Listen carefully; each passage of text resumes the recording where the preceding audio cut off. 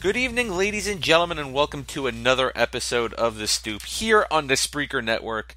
I am your host, Jonathan Ragus, and alongside me, as always, is the man, Jeff the Shark Porrini. What's going on, brother? Good evening. Welcome back. Another great Tuesday night show here on The Stoop. Missed you folks, and we're glad to be back. Good times always at the Stoop, and that's how we do it here. We're going to be talking about a lot of things in just a little bit, but before we get to that, let's talk about tonight's guest. Singer Aaron Paul is going to be joining us at around 9:30, and we're going to talk to him about his newest album, Electric Erotic. We're going to talk to him about being discovered by Simon Cowell. We're going to talk to him about getting to hang out with Michael Jackson, which I hear is a very interesting story. Really looking forward to talking to Aaron about all of that. And that'll be at around 9:30 Eastern Time right here on The Stoop tonight. That's what we're here for. Before we go any further, want to promote a couple of shows we have coming up. February 11th at 1 p.m. Eastern Time, a special Saturday show that we're doing. We're going to be joined by actor Kevin Smith. If you don't know who that is, you're missing out. He's on the Hallmark television series When Calls the Heart. You probably remember the Sheriff Andy from Eureka, and he was on Stargate Atlantis, correct? Yes. That's where you know him from. Right.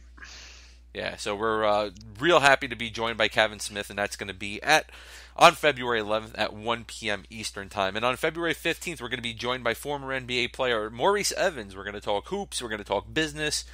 We're going to talk about it all with Maurice. We're really looking forward to that. So that's on February 15th at 9 p.m. Eastern Time. So we got a couple of really good shows coming up. And I got to speak to a really awesome potential guest just before we went on air. I'm not going to say who it is, but I will give you a hint. It is an NBA Hall of Famer. And we are psyched here at the Stoop, man. Jeff, I know you are. Oh, I got the name tonight, and I went berserk. If this guy ends up on the Stoop, it's going to be a big show. NBA Hall of Famer. Guy played on one of my favorite era teams. And it's great. Love to have this guy. Really hope to get him. Cut you off real quick, if I may, as we start the show. Want to wish a very happy birthday to my brother Mike. Told him to listen tonight. Don't know if he got home in time, but if you did, happy birthday, Mike. January 31st. Want to send a shout out to you here on the Stoop. Very nice. Happy birthday, Mike. I don't know you, but enjoy it. Have a couple of brews. That's my job. There you go. It's everybody's job, man. Have a few brews, relax. We're all good to go. All right. Here's some cool, exciting news. Lots of things happening here at the Stoop. We're creating our own network. We have a magazine going up on stoopradio.com, our website. The radio show is doing phenomenal, so we're going to build it out into a radio network. And somebody is joining our team. It's a former NBA champion. A very good friend to us here, has been on our show multiple times. Chucky Brown is joining the Stoop Radio Network. And we're going to be doing a special show at Chucky. And he's going to be joined by lots of different people. We're going to be talking about lots of different sports. And that's coming soon. So I want everybody listening now to just keep your eyes on it. Keep your ears on it. Because we're going to be announcing it soon. We're working on a very special first episode for Chucky's show right here on the Stoop Radio Network. And I'm not going to even give any hints because I just want to surprise everybody and blow everybody's socks off, Jeff. You got to lure them in. You got to put the little bait on the hook and reel in the fish. I'm excited for Chucky. We've had him on before, and he's excellent. Guy's a basketball diehard, like I said, an NBA champion, and we're proud to have such a excellent basketball mind joining us here. Because, we love to talk sports. We love to talk hoops. I know you're a huge basketball guy. So having Chucky come on, man, is just outstanding stuff. We're very excited. Amen to that. So, Chucky, welcome to the Stoop family. And even though you helped destroy my New York Knicks in the 94 finals, I still think of you as a friend.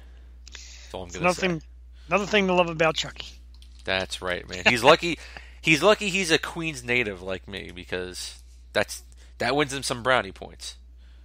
We're good to go, So Chucky Brown joining the Stoop Radio Network here. We're super excited, as you just heard, and I don't know a date of when that's going to start, but we're hoping real soon. We're working at the kinks. We're producing the first couple of episodes, and we're getting things ready here at the Stoop. So, once again, welcome to our good friend and former NBA champion, Juggy Brown.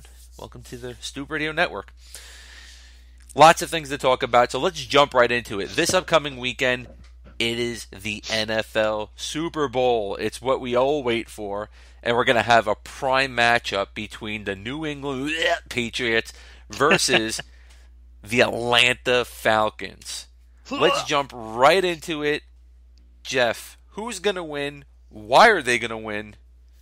And if you think you're just the shark and you're just phenomenal, give us a score too. Let's give it a whirl. I did pretty good this playoff season, as I bragged about it every single day. Only lost one, so I'm going to stick with my guns here. I'm going to go with the New England Patriots. No offense, John. I know you hate the Patriots. A lot of people out there do. I'm going to go with New England here. I like the experience. I like giving Belichick 2 weeks to prep for anybody. I like what Atlanta's got. Got a fantastic offense. Don't know if they have enough defense to stop Brady and company. If I had to give a score, which is tough, I'm going to go in a 34-ish to 27-ish Patriots victory and another Super Bowl for Tom Terrific and company. Interesting. Good score. High score. Very high score. It should be. It should be some fireworks. I'm going opposite of you, man. I'm going to go with the Atlanta Falcons, of course. Not just because I have a mortal hatred for the New England Patriots and everything they stand for. I just really think the Atlanta Falcons, at this point, are the better team than the New England Patriots. I'm going to go with a final score of 24-21. It's going to come down to a field goal. That's where I'm coming down. It's going to be close until the end. And then the Falcons are going to win it. I don't know if they're going to win it because they kick a field goal. I don't know if they're going to win it because they end up throwing a touchdown. I don't know.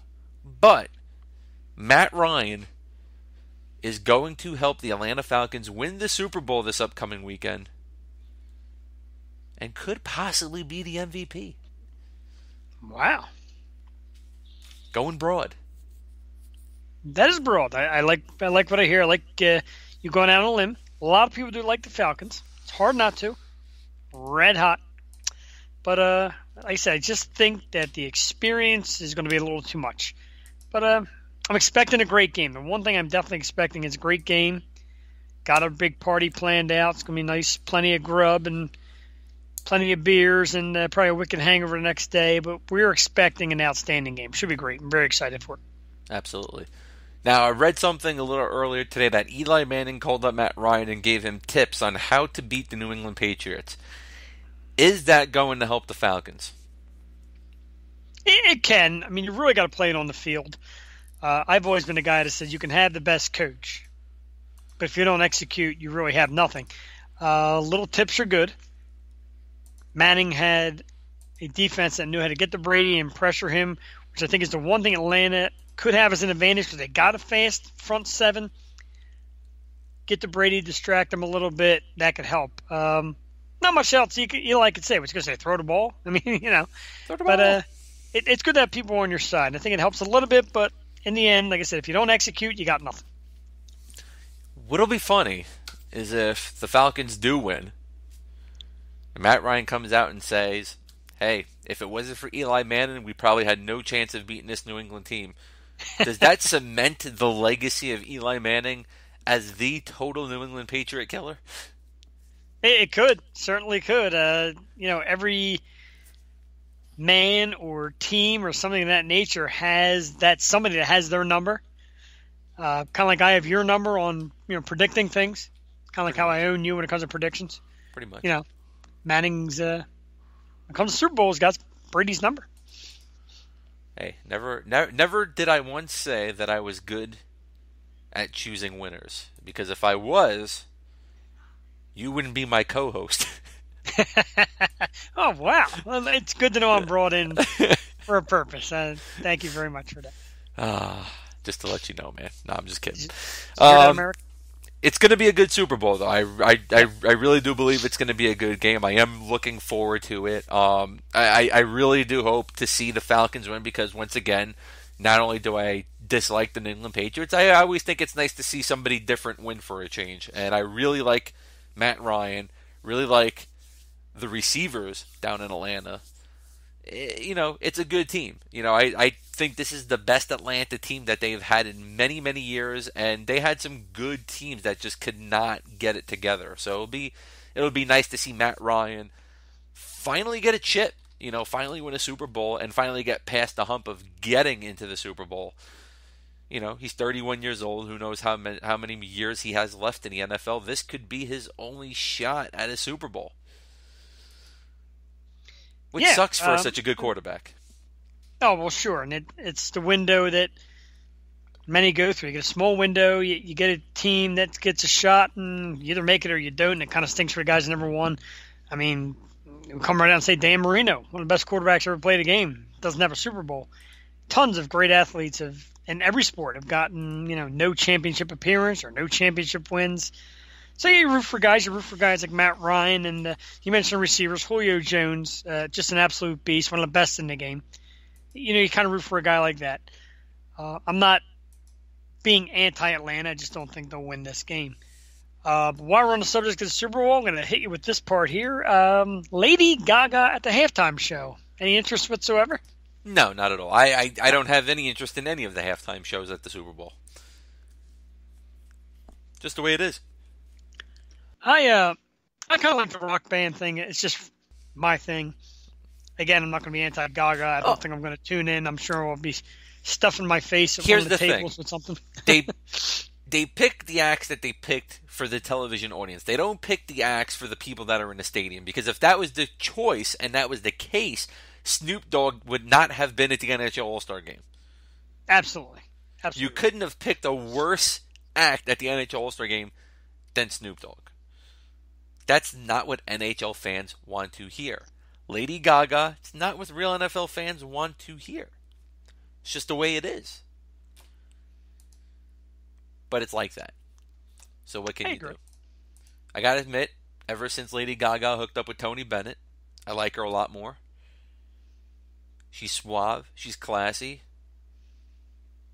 And it's just different than that whole Poppy thing when she came out dressed like an egg and covered in meat covered in meat with a meat dress. I mean, I'm glad she found her way, and it was because, and she even said it, the legendary Tony Bennett really helped her find her way. Thank God for so many reasons for Tony Bennett. He is one of my favorites. Yeah, one of the best. Good for him. All right, man. Let's talk about this.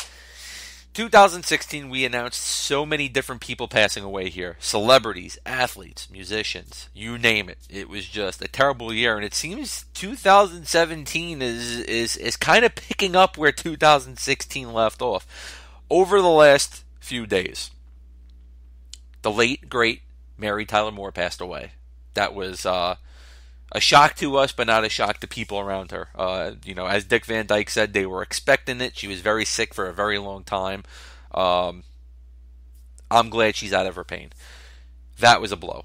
John Hurt passing away. Nobody expected that. That came out of the blue. Legendary actor John Hurt. Mike Connors. Not many people probably know his name, but he played in a very, very popular TV show called Mannix. He passed away.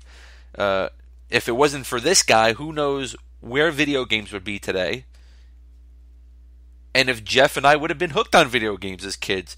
Masaya Nakamura, the founder of Namco. I mean, Pac-Man, Galaga, you name it, it was this guy's brainchild. God bless him. Charles Shackelford, former NBA, as you said, the original Shaq. Former Sixer. The original Shaq, and former roommate of our very good friend and our new family member here at the Stoop, Chucky Brown. They both went to NC State together and played for the late great Jim Valvano. So, and then we had some tragedies hit in the MLB. Yordano Ventura, pitcher for the Kansas City Royals, and former MLB player Andy Marte, both dying almost on the same day, I believe it was, in automobile accidents in two different countries. Barbara Hale, who played Della Street on Perry Mason, William Katz's mother, the the greatest American hero. And then today, Asia frontman, John Wetton. That came out of the blue. Yeah. Phenomenal vocalist, amazing bass player. It just doesn't stop, Jeff. I mean, how many times are we going to go on air and we're going to have to say, and send our condolences to all these amazing people we keep losing? Well, it's like you said, as we age, the people we grew up loving age. Mary Tyler Moore, I remember as a young kid, probably the first female I would watch on TV that I absolutely loved. I used to watch her on Dick Van Dyke Show. I thought she was adorable, loved her. John Hurt was, of course, the Elephant Man. Excellent work. Great actor. Absolutely. And it just goes on. And it's, like I said, it gets tougher now as we get a little older. And it's funny, on the ride home this evening, I was listening to a lot of Led Zeppelin. I'm a big fan. And I'm thinking, someday soon we're going to be on the air talking about, God forbid, the Robert Plants, the Jimmy Pages. Guys we grew up loving are getting older, and unfortunately the time comes when you lose these great talents. And we need the generation of today to appreciate those talents, and the talent coming up today to kind of take a step back and look how the legends did it and become legends themselves. Yeah. Don't keep trying to speak out about things and be political or be activists or whatever. Be artists, musicians, love the fans, work for the people who pay the bills, who pay your bills. Work for us people, Absolutely. Us fans. Absolutely. It's it's amazing because I see my son now, and he lives in a world that exists without a Ronnie James Dio, a Robin Williams, a Michael Jackson, a Heath Ledger. I mean, it just blows my mind that he is now, he was brought into a world without these amazing people and these amazingly talented people. But thankfully, they left so much behind that we're able to show it to future generations and to keep it alive. I mean, look at me, man. I'm one of the biggest Laurel and Hardy fans I know, and they died way before I was born. Sure. And they're still, to me, the greatest comedy team that has ever lived. Luckily for us, we got to be around and we got to see, while they were alive, Frank Sinatra, Dean Martin, Sammy Davis Jr., all these phenomenal people. And, they've been gone a long time, but we were around for that, Jeff. We were alive. We actually got to see that. But to see, my friend's daughter, my son, they're in a world without, the king of pop. Robin Williams, one of the greatest comedic actors ever, to be honest. So it's crazy. And then, like you said, man, eventually one day we're going to be talking about the Robert Plants, the Keith Richards, Maybe not. Yeah, maybe not. Who knows? I think Keith Richards might outlive all of us, to be honest. They always say when a celebrity goes, it's because Keith Richards sacrificing them. There you go. But he can't beat Betty White in a fight. Bring it. Get out, drink. Get out, drink. Yeah, right. I think Betty White can outdrink him. There's nothing that woman can't do. God bless her. All right, man, let's talk a little hockey real quick. And the New York Islanders and the Barclays Center are parting ways. And it looks like the Islanders are going back to Nassau Coliseum. What did you think about this when you read it? I was very surprised by it, but I always liked the Nassau Coliseum. And I remember back in the day, Gene Hart used to say, the Flyers would be at the island, not against the Islanders or not, in New York, whatever. They'd always be at the island. And, the good old Nassau Coliseum. I don't really understand how a bargain or an agreement between a team and a stadium falls apart. It's not like there's thousands of stadiums around for these guys to choose from. It's not like the Barclays Center is going to find hockey teams all over the state of New York that they can just pick and choose. Yeah.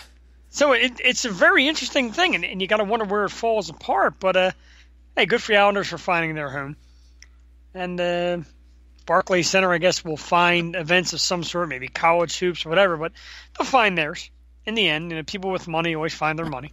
Well, it said, and they did a whole bunch of numbers and, threw stuff together, that the Barclays would actually make more money without the New York Islanders playing at their arena. Wow. That speaks so much for the setup of the Barclays, it speaks so much for the fans coming out to see the New York Islanders play. Listen, I'm a New York Rangers fan, covered a lot of Rangers games for many, many years, did some stuff at Nassau. It was a dump. It really was. They did some renovations starting in 2015, and supposedly they're still ongoing. They're supposed to be done real soon. Hopefully it makes it a little bit better because, not a lot of people went to Islanders games even then, but the people that did support the New York Islanders were people out on Long Island, that were making a trip there. Or when they were playing the Rangers or the Devils, it was people coming in from Jersey, people coming in from Queens, Brooklyn, Staten Island, Manhattan, etc., going out to the Nassau Coliseum. They were making the trip to Uniondale.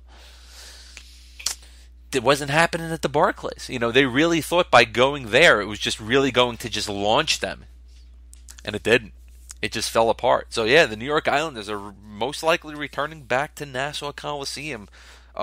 If you actually ever thought that would happen, let us know. Because you should be predicting the lottery numbers for tonight.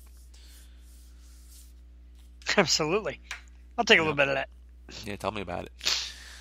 All right, let's get into some NBA trade rumors here. We got a lot of stuff going on. One of the latest deals supposedly being offered right now is DeMarcus Cousins to the Phoenix Suns. And it just came out just a little bit ago that the Phoenix Suns are offering TJ Warren, Alex Len, a first-round draft pick for this year, and I believe future first-round draft picks as well, going back to Sacramento, which means Cousins would be going to Phoenix. To see him play with his college teammate Eric Bledsoe again would be pretty cool. It would definitely give the Phoenix Suns a boost in the West. But I think this is the rebuilding period the Sacramento Kings finally need. Where the Kings are coming out of such an amazing time period when they had Vlade Divac, Chris Webber, Peja Stojakovic, Mike Bibby, all of these players, Doug Christie, going into the playoffs, and they really didn't have too much of a rebuilding period. They just kept trying to bring in players to keep that heat going, but man, that definitely died out a long time ago, Jeff. Yeah, it really did. Surprised for the move, or surprised by the move, I should say, a little bit. And Cousins will basically be going from a below-average Sacramento team to a last-place Phoenix Suns team. And here's a guy, I got to watch him the other night when he played against the Sixers. And he had a tremendous game. Yep. Guy's become a very good center here in the NBA. And with all these teams in the league looking for help, looking for roster help and bolstering their roster, how they let a quality guy like this sink to the bottom of a division is a little surprising. The Boston Celtics of the world, the Cavaliers, and of course money plays into it, and it's hard to make a deal in the NBA with salaries and all that. But I'm looking at the races and I'm looking at teams that can really benefit from a guy like this. And here the trade is talking and putting him in the cellar in Phoenix. Yeah, but you know what? That could be a move that could really propel the Phoenix Suns, into probably the last seed. In the playoffs next year, depending on what they do in the offseason after this. I believe Cousins might be a free agent after this season, so I'm not sure. So, they might acquire him and then he might leave, which would be just a terrible, terrible move by the Phoenix Suns. But we'll see what happens. Down in Orlando, the Magic are already trying to get rid of Serge Ibaka after just a miserable, miserable trade by Orlando to bring him in. When you already had Nikola Vucevic, you bring in Serge Ibaka, you sign Bismack Biyombo to some ridiculous, ridiculous deal. And now you're supposedly trying to trade Ibaka, who's going to be a free agent after this year. He's only 27. The guy can still play. He's just not fitting in with Orlando, but supposedly they're asking for the moon to get rid of Serge Ibaka, which not many people are going to offer that much for Serge Ibaka. It's just not going to happen. So that's a potential trade to look out for. To me, Magic are going to be kicking themselves for getting rid of Victor Oladipo in that trade. He's already looking good in Oklahoma. But let's go over to this now. The Carmelo Anthony saga. This is just a complete mess in New York. The Knicks want him gone. He doesn't want to go anywhere because all he's worried about is his family. He wants his family to stay where they're comfortable. His wife works in Manhattan with her business. Son's old enough to really know what's going on and to be comfortable in New York. And, Melo wants to stay home. He's a New Yorker. He does not want to leave. I wrote and I said here before, and I said to you, Jeff, I want to see this guy leave because I want to see him win something. He's not going to win here in New York. And why Knicks fans are saying they need to keep this guy, they're not going to win with Carmelo Anthony. Why wouldn't you want to see this team rebuild and be better and finally build a foundation where they can actually win while seeing a great player and somebody as loyal as Carmelo Anthony go somewhere and win? I'd rather see him go somewhere and win because I know the Knicks are not going to win anytime soon. Is that stupid of me? No, absolutely not. I mean, I don't really root for Carmelo. I think the guy had his chance. He's been around a long time. We were reading the article you posted the other day about Jimmy Butler being traded, and you said, why take a shot at Butler when you can take a shot at Melo? You're talking two different things there. You're talking a well-aged veteran who's on the way out to a young guy that's a big contributor and a guy that could be a huge plus for a team. I think Butler needs his way out of Chicago. Can be a big asset somewhere. Carmelo Anthony, what's Anthony going to bring anywhere? Anywhere he goes, what's he going to bring? His slow, kind of lackadaisical, lack of defense attitude? Yeah. It doesn't work. Depends on the fit, man. Just like Butler. Everybody thought that Butler was going to be the next greatest thing in Chicago, which is why they let guys like Joakim Noah and Derrick Rose go, because supposedly they were distractions in Chicago. Butler hasn't done much, man. He hasn't done much yet. And yeah, they gave him a Dwayne Wade, and he still has Ty Gibson, and Rajon Rondo comes in. But man, I don't see Jimmy Butler as the best player on a team. I don't. I see him as the third wheel on a team that can get things done. He doesn't need to be scoring 45 points a game. He needs to be what he once was, guy that can chip in, 15 to 20, 22 points, but the guy that plays defense and shuts people down. That's going to be the guy. And I would love to see that on Boston, to be honest, as long as they don't give up too much stuff, because I don't think it's worth it. Listen, to trade Marcus Smart, Jay Crowder, and a couple of first-round draft picks for Jimmy Butler, I don't think he's worth that. Really don't. Either you trade one player and a pick, or a top pick, or two players. He's not worth that whole package.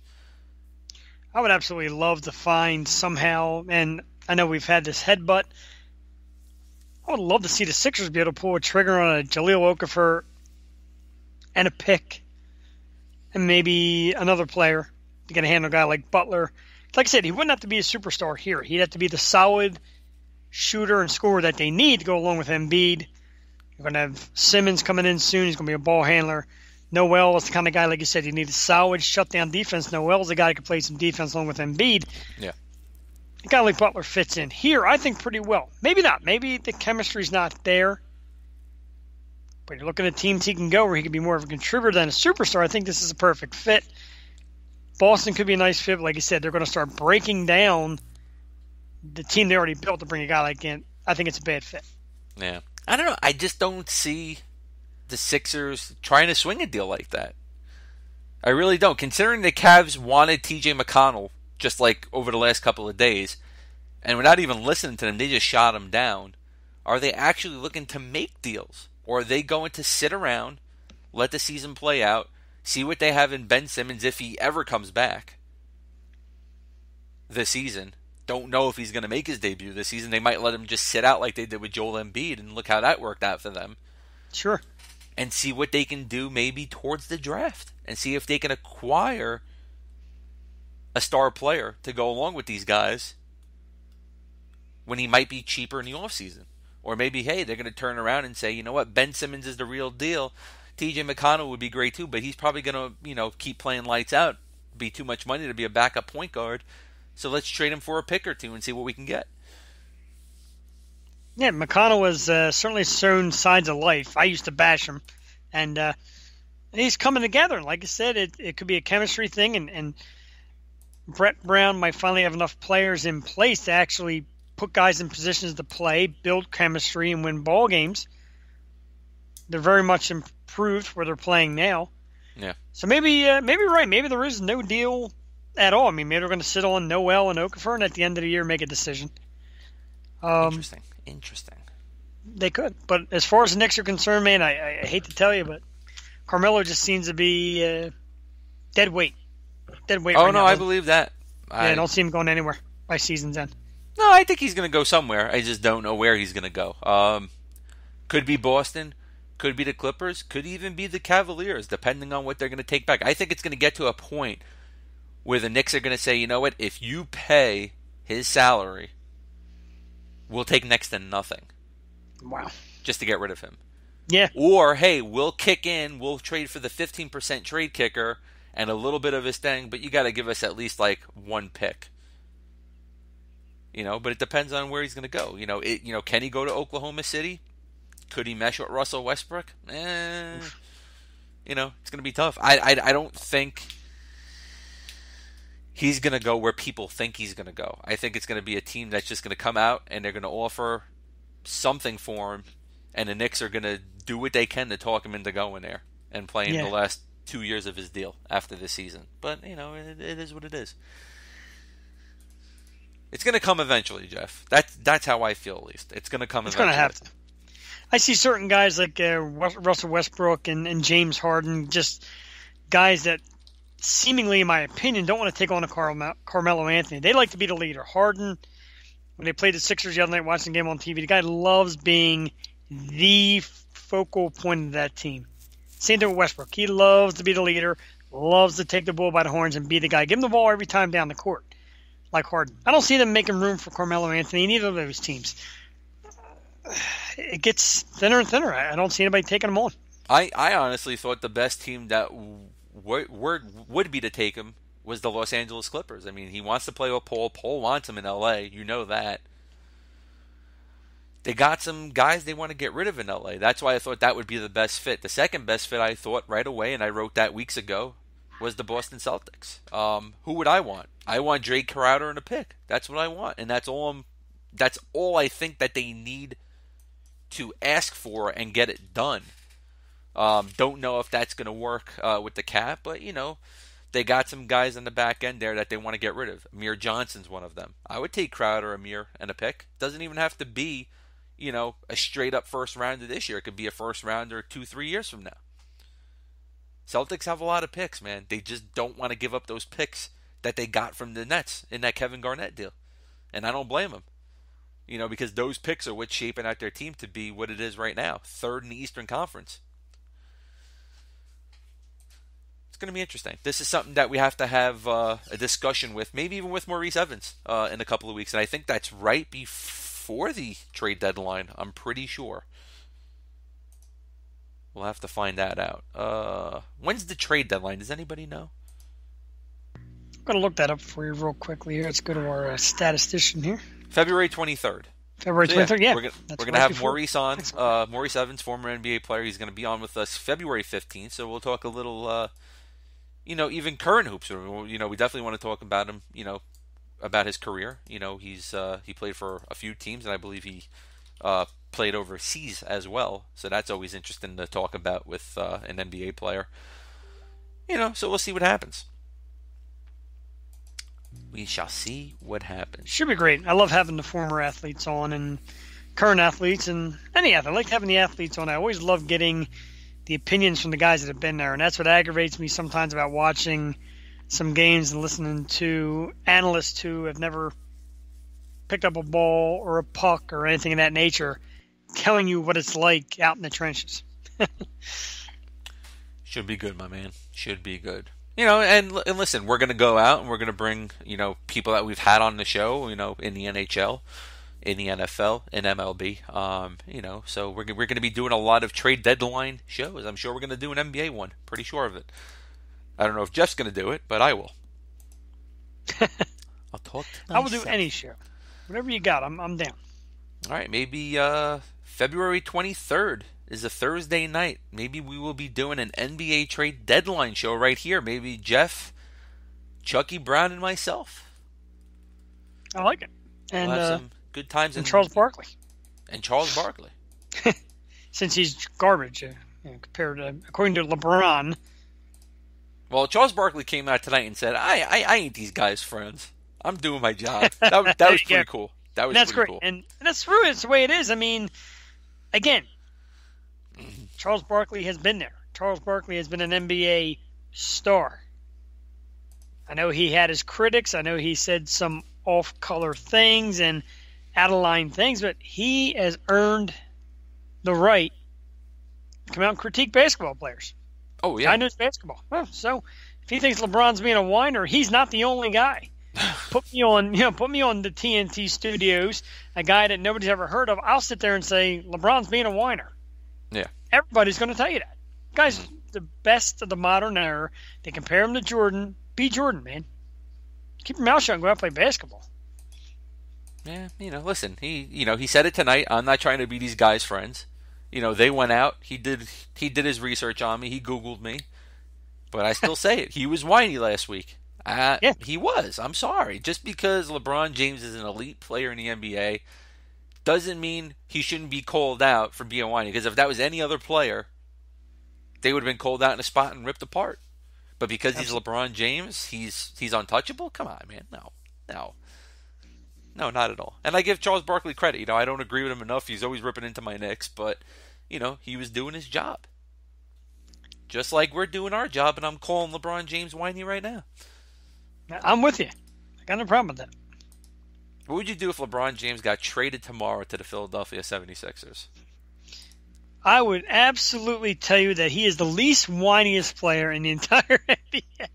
Now, I'd be thrilled. I mean, even if, I guess if he brings his nonsense to your city, but also brings his close to 30 points a game to your city. Yeah.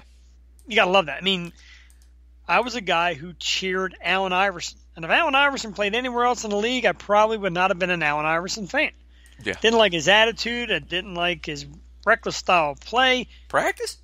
But for Philly, guy scored the points. He had the hand up to the ear, listening to the crowd. He went and gave it his all. When that's in your town, man, and you're winning with it, it's hard not to like it. Listen, that's how I felt about Ron Artest when he finally became a Knick, which he's always wanted to be a Knick. I was like, well, you know what? I got to root for him now because he's a Knick.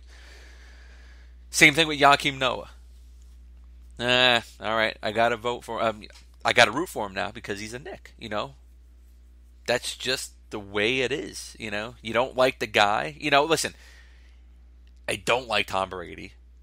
I really don't like Tom Brady. And I can go off on that right now, and I'm sure it would piss a lot of people off. But if Tom Brady became a New York Jet tomorrow, I would root for Tom Brady. Let's do this. Let's do this real quick, since it looks like we have more time than we expected. Yeah. The athlete that you hated to love the most when he came to your hometown. Because I already got mine. The athlete I hated the most, but had to like him when he came to my hometown, Jonathan Papelbon. When the Phillies signed that guy, it tweaked me even after they signed him to know I'd have to root for Papelbon. I couldn't stand the guy. Think he's an arrogant ass. Never liked him. Didn't like him when he first got here. Started making saves and doing that and that fist pump. I started becoming a Papelbon guy. The second he left town, I couldn't get rid of the guy quick enough. Who's your guy? Man, I don't know. That's something I would really have to think about and really dive into and think, all right, well, we got the Rangers, we got the Jets, we got the Knicks, and we got the Mets. Who did I hate the most and just could not wait to see gone? Lindros? No, not at all. Not at all. I was actually, listen, man, I loved the LOD line.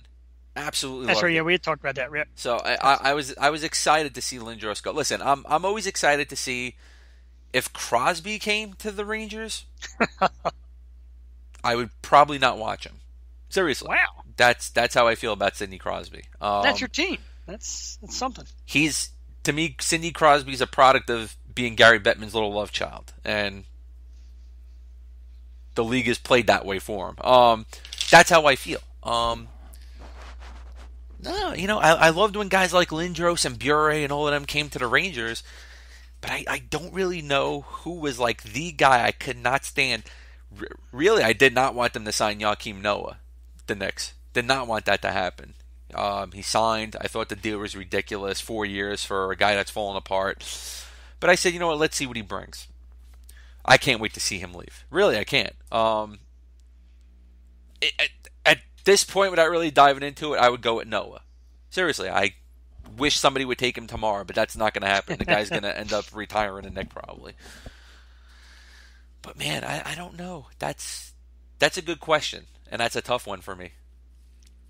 Yeah, mine came way too easy. Not really way too easy, but it just, we started talking about it, and I just kept picturing Papelbon and the money they gave him when we were a declining team. We were definitely on the downslide, and they pump out $15 million a year for a guy to close games, which makes no sense. If you're not winning games, you're not going to need a guy to try and close games. That made no sense whatsoever. Ain't that the truth? Oh, listen, I'll give you a more recent one. And hated that he was signed and brought to this team. Loved it when they finally fired his ass. Derek Fisher. Oh, okay. Yeah, I never have. No. There was something about Derek Fisher that always irked me. Always irked me. And when they said he's going to be retiring from the Thunder, which he was still playing, and he's instantly becoming the New York Knicks coach, that irked me so bad. Oh, man, I wanted to spit in Phil Jackson's face that day.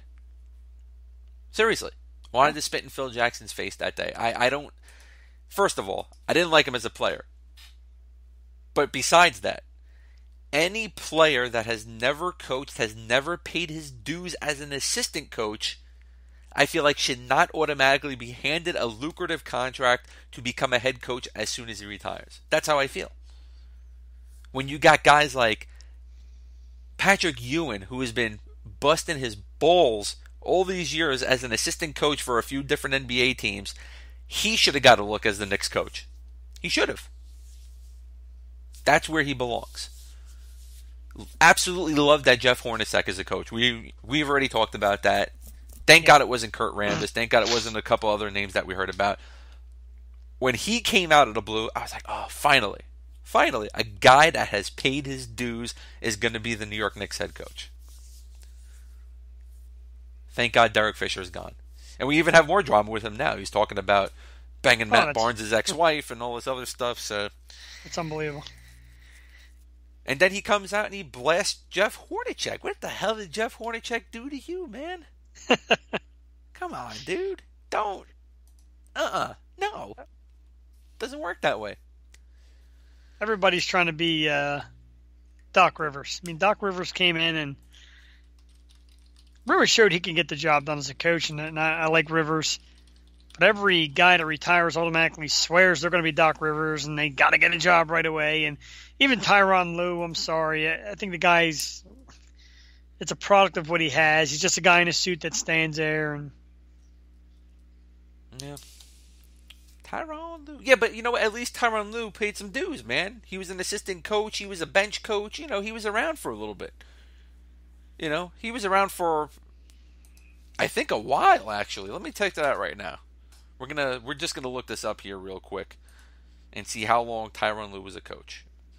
He was a coach since 2009 and became a head coach in 2016. Okay. A little more than I had known. He was assistant with the Celtics from 2009 to 2013. He was an assistant for 1 year with the Clippers, and then he went to the Cleveland Cavaliers as the associate head coach in 2014. And when they got rid of David Blatt, which never should have happened, by the way, he became the head coach. And that's the thing I agree with. How he got the job, I think, was yeah, dirty. But you know what? You can't blame Tyronn Lue. Right. That's how I feel. You know what? If I'm on a team as an associate head coach, you're the head coach, Jeff. They end up firing you, even though it's not right, and they turn around and say, "Hey, we're going to pay you this much money to take over the team." I'm going to do it. Yeah. You know, it is what it is. I just keep seeing Lue as that little rodent in the NBA Finals against the Sixers. Yeah. Oh, what was that, with the Lakers? Yeah. Yeah. So I put my blinders on, you know. He listen, Tyronn Lue was a very underrated player. I liked what he offered to teams. He wasn't a flashy player, wasn't a great player, but he was a good role player, man. He got it done. You know, and I think only like 2 or 3 times he's played over 70 games. He didn't play many games from 98 to 2009. He only played in 554 games. Crazy, man. Crazy stuff. Crazy stuff. All right, man. Let's talk about movies now. Oh, here we go. We love talking about remakes here at the Stoop. Just want to apologize first to everybody. Unfortunately, our guest, he has not called in yet. It's 9:45. Don't know if he will be calling in. We'll find out about that later when we are off the air, and maybe we'll have him on for a future show, but we're not sure. But other than that, let's talk movies. Remakes was what I just said. There's so many rumors coming out of movies. Well, not even rumors. Stuff that's actually going in and might even be starting pre-production soon. So I'm just going to name a few of these, and then I'm going to drop something on you, Jeff.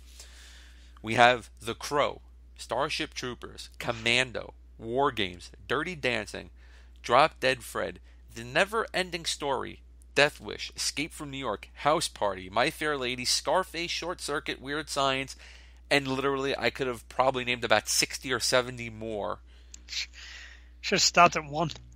Exactly. So today comes out. They cast the new Tony Montana in the Scarface remake, and it's Diego Luna from Star Wars. He's going to be the new Tony Montana. We always talk about remakes. Very few do we like. Very few do we like here at the Stoop. Very few. How do you feel about Diego Luna as the new Tony Montana? Where do you think they're going to go with this Scarface movie?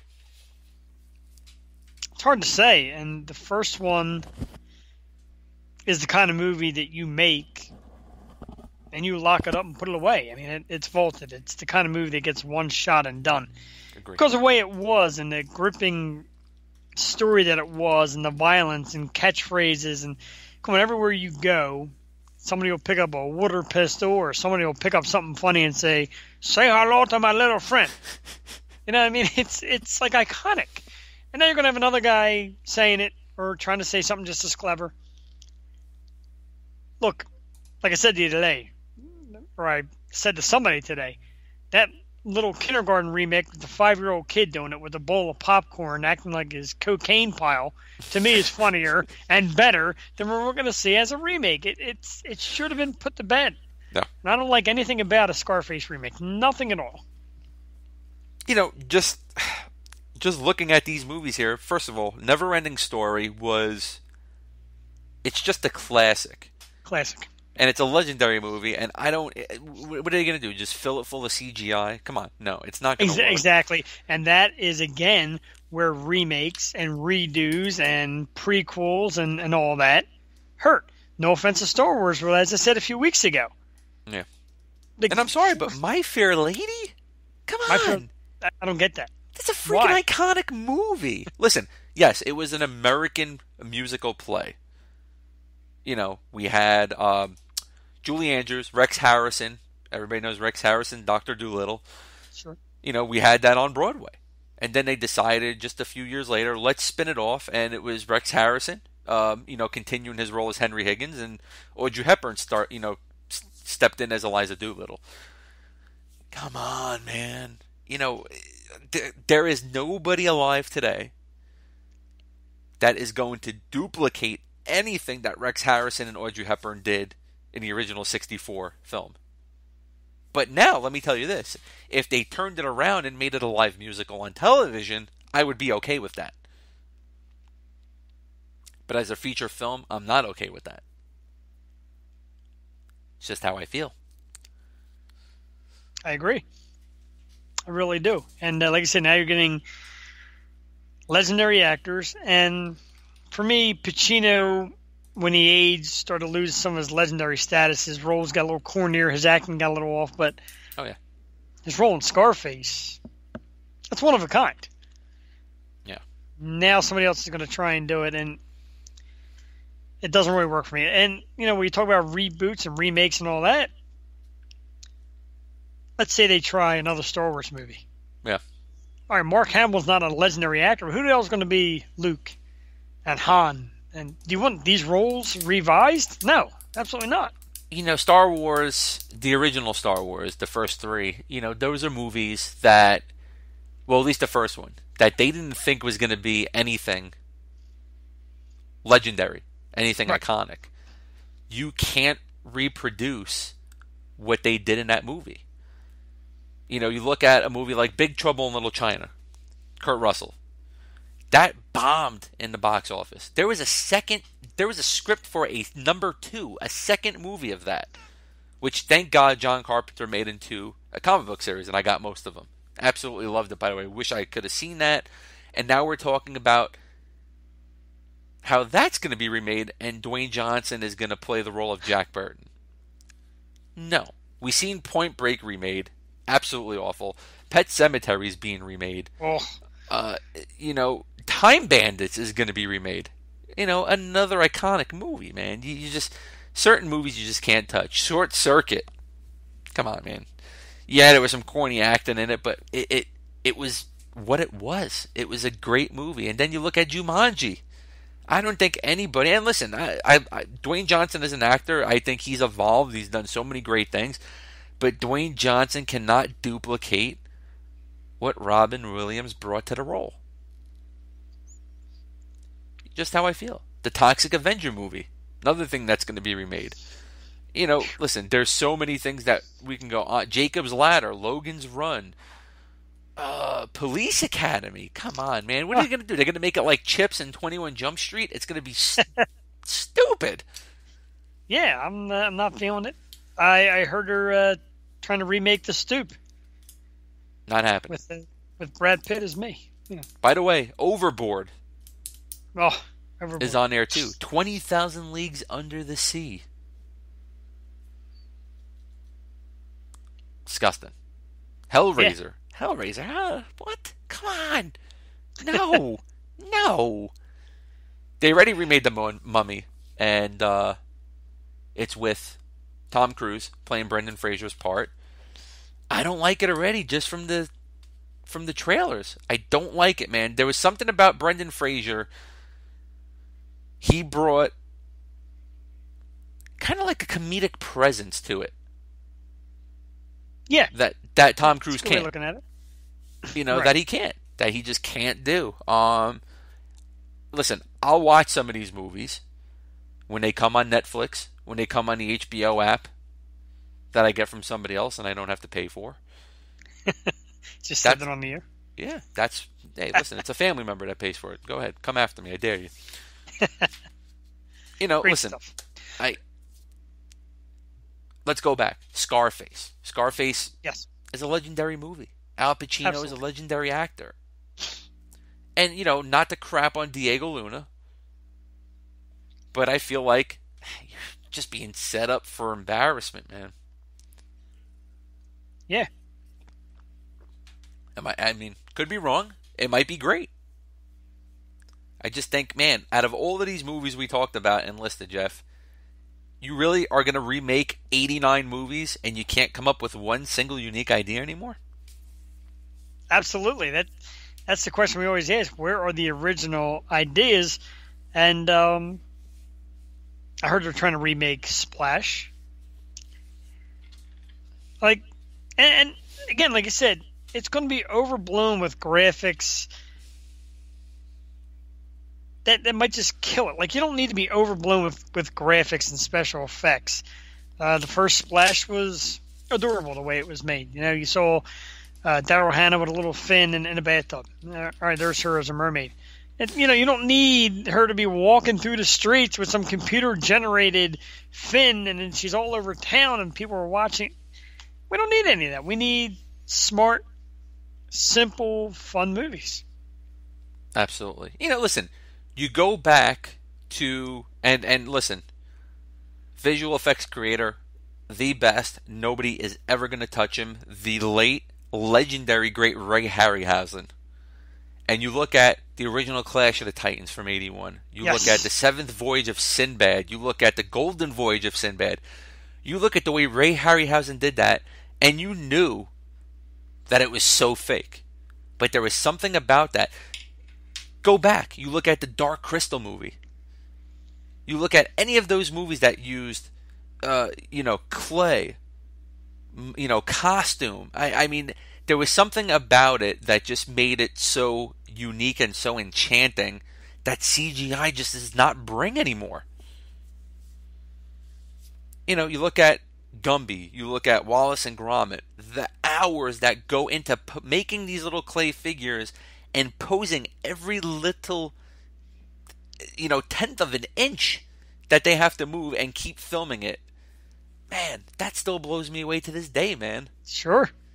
And I'll say it right now, one of my favorite scenes ever, and you can't duplicate this, was in Clash of the Titans when Harry Hamlin was fighting Medusa, and Medusa was nothing but a little clay figure. And that was so cool, man. It was cool. Yeah. Man, what a great movie that was. I love that movie. Love that movie too. Seen it in, I want to say 8th grade, I think, in school.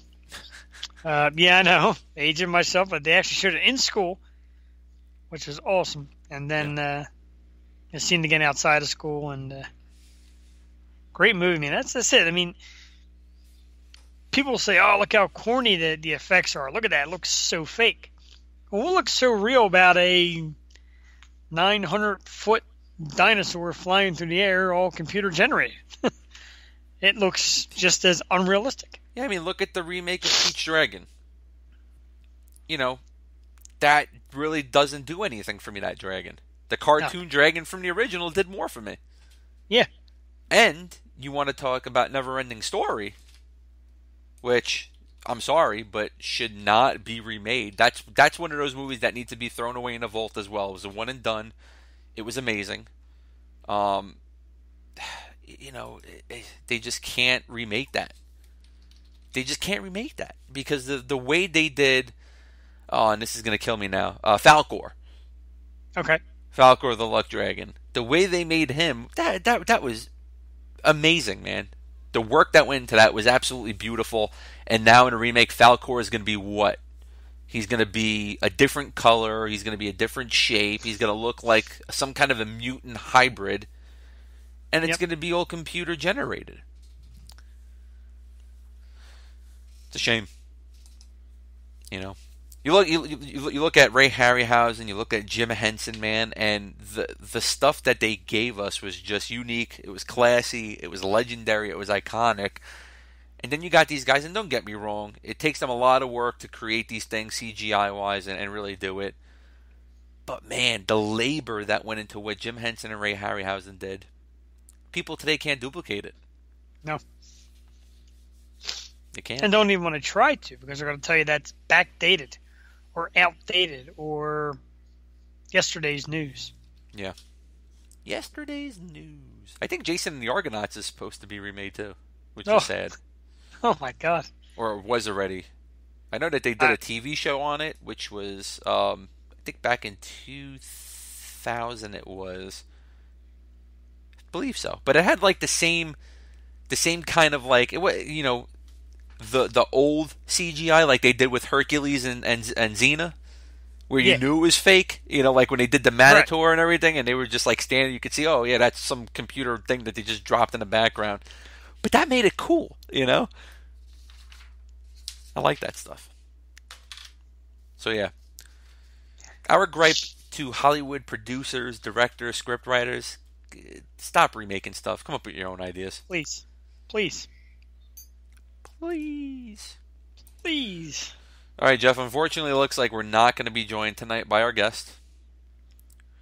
In 6 years, this is the second time it's happened, unfortunately. Apologize to any of his fans that were tuning in tonight for this. I'm not sure what happened. Yeah. Don't know. We'll find out. Don't know if he'll be on with us after this. If anything, we will promote it and we will announce it. But let's talk about our next couple of shows. Pumped about this, man. February 11th. Actor Kevin Smith is going to be joining us. When Cole's the Heart, Eureka, Stargate Atlantis. Kevin is just an absolutely phenomenal actor. and I'm going to tell everybody this, if you don't watch When Cold the Heart on Hallmark, it's not a television show for women. It's not.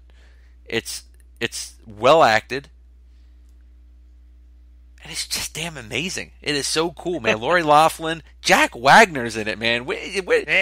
You know, how long has it been since you've seen Jack Wagner really in anything? It's good stuff. It's always too long. You always need some Jack Wagner. Always need some Jack Wagner. Do you remember his song from the 80s?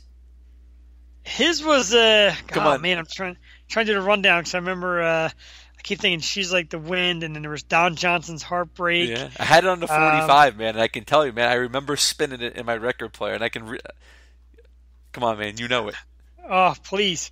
I got two of the big three here, too. You're all I need. Oh, yeah, oh my God. Time. Come on, man. Good stuff, man. Listen. All I need, Jack Wagner. Jack Wagner, Patrick Swayze, Don Johnson, Eddie Murphy. Eddie Murphy, yeah. I loved when everybody tried singing. Oh, Vince McMahon. Try is the keyword. Try is the keyword. It's good stuff, man. It's good stuff. Anyway, Kevin Smith, who plays Leland Coulter in When Cold's the Heart, he's going to be joining us February 11th at 1 p.m. Eastern Time. It's a special Saturday show, so join in on that. And if you haven't watched When Cold's the Heart, it's coming back real soon, actually. Pretty sure if it didn't come back already, it's coming back real soon. We'll find it out and we'll talk about that next show. But it's a great show. Aaron Krakow, Daniel Lissing, Lori Loughlin, Jack Wagner, and of course Kevin Smith, who is just a phenomenal actor in it. And we got to say Pascal Hutton, who plays Rosemary Laveau on it, who Kevin and Pascal, they have such a cool relationship in the show, and they go back and forth with each other. It's a funny show. And listen, it reminds you of a newer Little House on the Prairie, which is cool because Michael Landon Jr. is a director on this show. How about that? Yeah, which is really cool. Great stuff. So, absolutely. It's got a tremendous fan base too. The fans are huge. Awesome. And the fans are called Hardys, which is really cool. And we have to thank one of the biggest When Cold's the Heart fan pages for pretty much jumping on board and just giving us a lot of love. And you can check them out at hardyswcth.com. And we want to thank the ladies over there for promoting this show with Kevin Smith on February 11th, and for taking the stoop in and just really treating us phenomenal. They are just so awesome over there, so classy, and really their information is top notch, man, top notch. They're on everything. And the season premiere of When Cold's the Heart, February 19th, 9/8 Central Time, on the Hallmark Channel. So check it out and be on the lookout for Kevin Smith. Awesome guy. And then February 15th, former NBA player Maurice Evans will be joining us. Oh, Evans. Oh, yeah. Oh, yeah. Oh, yeah. Like I said, I really like like having the athletes on. Again, we're not going to give it away, but the name you mentioned today just blew my mind. And yep. John's been hard at work, folks. Really trying to get some names. We've been talking to some super people. If we can get some of these guys on, we're going to blow you away here on the stoop with great action. We like to do kind of like previews or leading into things like NCAA tournament. We got a couple of potential names of guys that can lead us into a tournament show. NBA trade deadline, NBA playoffs, preseason baseball, stuff like that. We like getting guys in before the kickoff and have them talk to you about the ins and outs of their sport. So that's what we're after, and John's been doing a terrific job. Well, thank you. I appreciate that. I do. Yeah, man, we're talking to PR agents, we're talking to publicists, we're talking to managers. We have so many feelers out, and really I want to thank the publicist and the agents for just responding super quickly and letting us know whether their client that we're trying to get on the show can do it or can't do it. It really is we really appreciate it. Absolutely, because some don't really write back to you, which is a shame. But you get it. You reach out for somebody super huge who'd rather do, of course, Ellen and Entertainment Tonight or something. So it's sure so much better to. Oh yeah. Thinking of Mario Lopez, we don't need him. Throwing shade? Come on. All right, so yeah, February 11th.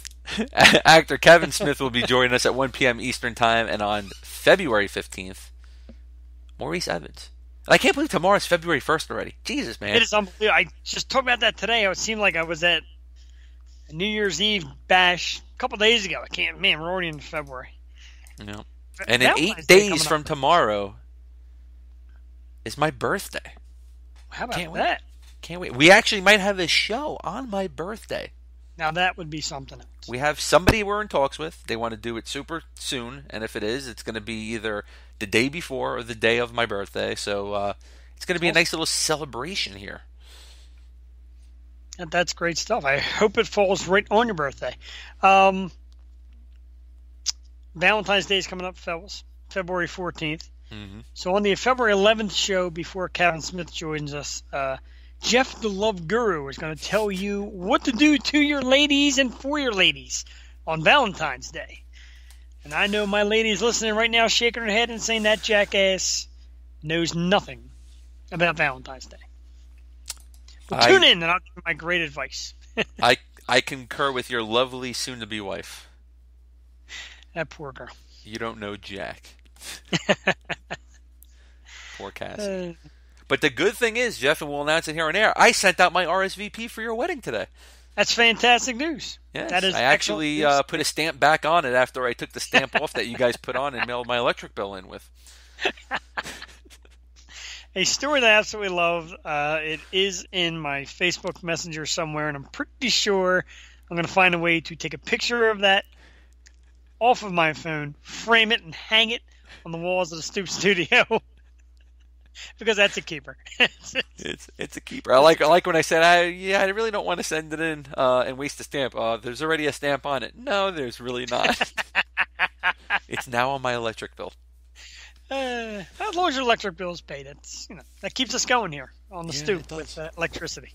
Absolutely. All right, man, so let's wrap it up. Once again, real quick, February 11th, actor Kevin Smith, 1 p.m. Eastern Time. You can see him on When Calls the Heart on the Hallmark Channel. And then former NBA player Maurice Evans on February 15th at 9 p.m. Eastern Time right here on the Stoop. And if you want to learn more about us, you want to contact us, you want to see how you can follow us on Facebook, on Twitter, on LinkedIn, on Pinterest, on Instagram, on MySpace, on the news groups from 1991. Peek through my window. On our website at www.stoopradio.com. You can also listen to this show in its pre-recorded format afterwards, as well as our past shows with some amazing guests.